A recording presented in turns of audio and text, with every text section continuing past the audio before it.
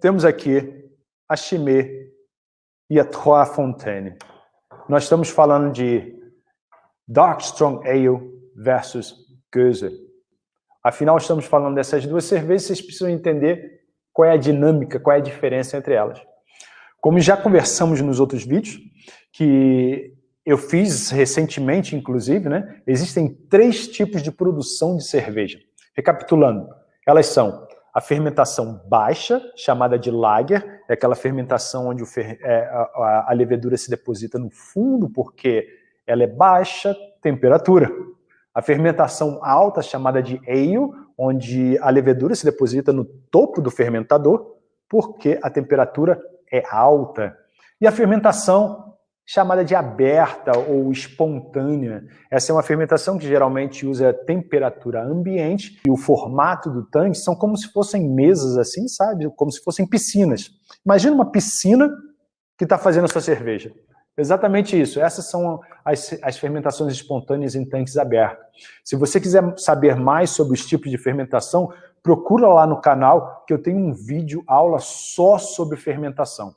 Bom, as cervejas Gose, de fermentação espontânea, na área de Bruxelas, lá no Vale do Seine, vem de uma tradição de vários séculos de fabricação de cerveja que, na época, era uma atividade bem doméstica. A complexidade da fabricação dessas cervejas é tanta, isso considerando o tempo, o custo e o sabor bem peculiar dessas cervejas. Essa complexidade está causando uma redução no número de produtores e algumas desses produtores estão até mesmo adaptando o processo e adoçando seus produtos de maneira não tradicional para torná-los mais atraentes para um público mais amplo. Já com as cervejas Dark Strong Ale, uma característica marcante é a sua presença única, de um caráter ímpar, pois elas traduzem as características de cada região e método empregado por cada cervejaria individualmente. Como são relacionadas às abadias, essas são produzidas em quantidades bem limitadas e altamente requisitadas.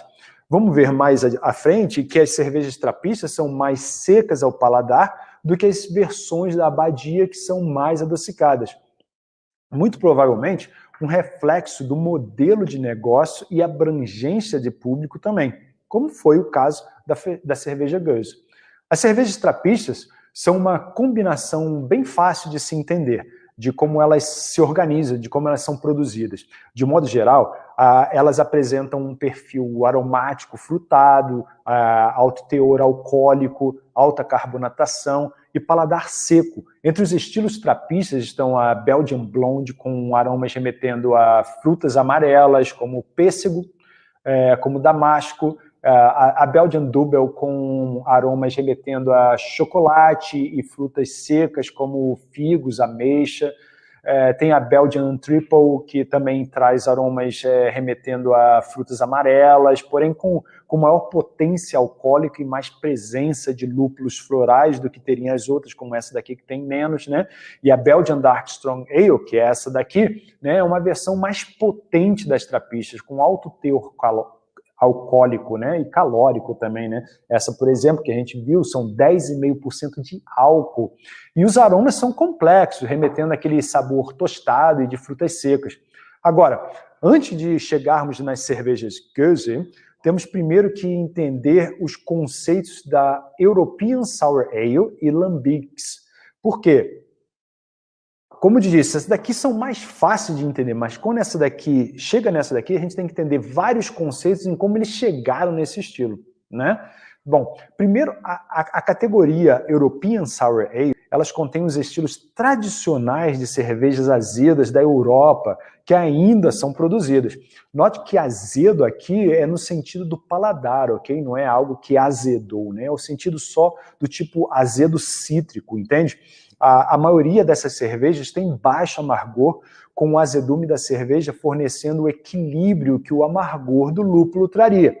Dentro das European Sour Ale, temos então o estilo Lambic, que são produzidas através de fermentação espontânea, que é aquela fermentação que eu te falei, né, que acontece com a exposição ao ar, né? Ou seja, as cervejas Lambic são fermentadas através da ação de leveduras presentes no ar, ao invés de serem fermentadas com variedades selecionadas de leveduras, como é a prática comum na fabricação de qualquer outro tipo de cerveja, como eu faço por aqui, entendeu?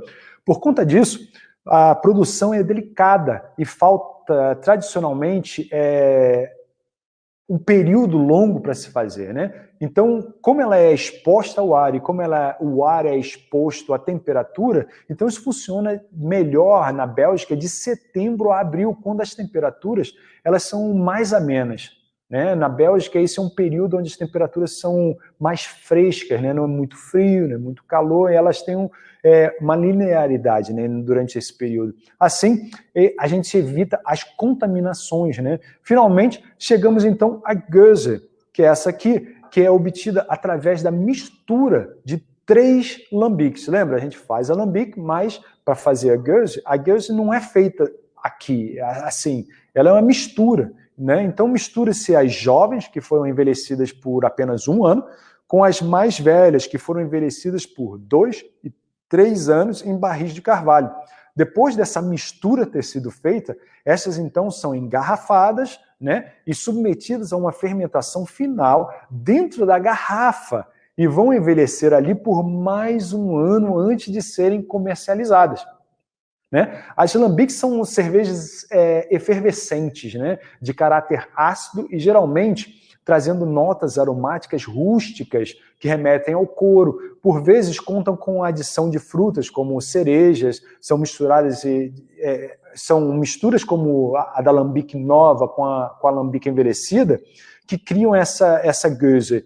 E também tem a mistura com a adição de açúcar, que é aquela que eu falei no início, né, que cria uma outra versão que é a chamada Faro. Né? As cervejas lambique, em seu estado puro, né, que eu falei antes de serem misturadas para formar a Gose, né, elas são muito raras. Né? E apenas após terem sido feitas e envelhecidas, elas não estão, assim, como se diz, fáceis de achar, né? Você não consegue encontrar, elas são muito raras de serem encontradas, pois normalmente elas são todas submetidas a esse processo de mistura para formar a Gose.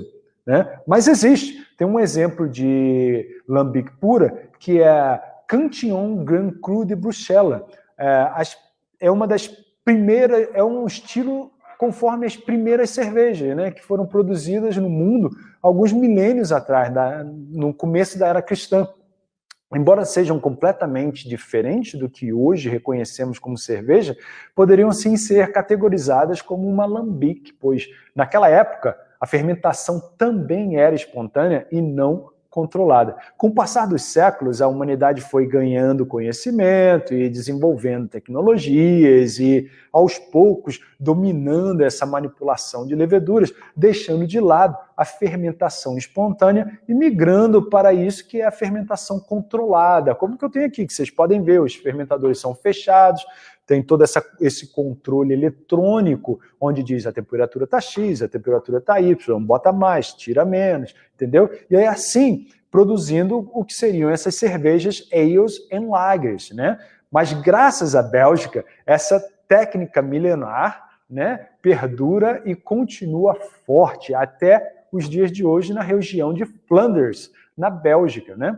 Como a Gose é feita pela mistura de lambiques, ela tem um gosto diferente das tradicionais, ale e lager. Como os lúpulos envelhecidos são usados para produzir essas lambiques, a cerveja tem pouco ou nenhum sabor e aroma tradicionais de lúpulo. Sabe, aqueles que podem ser encontrados facilmente na maioria dos outros estilos de cerveja. Você poderia dizer uma IPA, por exemplo, você pode uma APA, né? Você pode comparar, né? Elas vêm com aquela coisa de lúpulo, né? Essas não tem, você não encontra isso nela, ela tem uma dinâmica diferente. Além disso, as leveduras selvagens, que são específicas das cervejas do estilo lambique, dão à Gose um sabor seco semelhante ao da cidra.